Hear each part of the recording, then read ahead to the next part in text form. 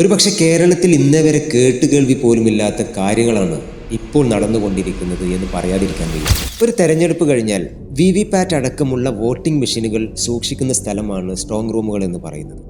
ഇതിൻ്റെ നടപടിക്രമം ഡബിൾ ലോക്കിട്ട് അത് സീൽ ചെയ്ത് കഴിഞ്ഞാൽ പിന്നീട് ഇലക്ഷൻ റിസൾട്ട് വരുന്ന സമയത്ത് മാത്രമേ അത് തുറക്കാൻ പാടുള്ളൂ എന്നുള്ളതാണ്. പക്ഷേ കേരളത്തിൽ നടക്കുന്നത് എന്താണ്?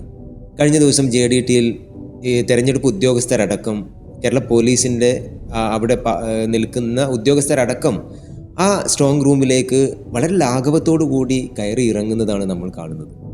ഇവിടെ എന്തോ അട്ടിമറിക്കാനുള്ള ഒരു ശ്രമമാണ് നടക്കുന്നത് എന്ന് വളരെ വ്യക്തമാണ്. ഇന്നിപ്പോൾ പാലക്കാടും സമാനമായ സംഭവവികാസമാണ് ഉണ്ടായിട്ടുള്ളത്. അവിടെ സ്ട്രോങ് റൂം തുറക്കണമെന്ന് സ്ഥാനാർത്ഥിയോടും ചീഫ് ഏജന്റിനോടും വിളിച്ച് കാര്യങ്ങൾ പറയുന്നു. അതിനുള്ള കാരണം അവർ പറയുന്നത് പ്രിസൈഡിംഗ് ഓഫീസർ ഡയറി മറന്നുവെച്ചു എന്നുള്ളതാണ്. എത്ര പരിഹാസ്യമാണ്!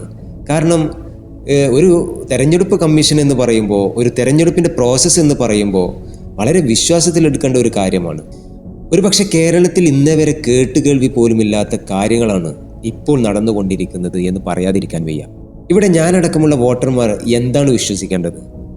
ഇന്ത്യയുടെ തെരഞ്ഞെടുപ്പ് കമ്മീഷനിലുള്ള വിശ്വാസത്തെ നഷ്ടപ്പെടുത്തുന്നതാണോ, അതോ വലിയൊരു അട്ടിമറിക്ക് കേരളം ഒരുങ്ങുന്നു എന്നതാണോ നാം വിശ്വസിക്കേണ്ടത്?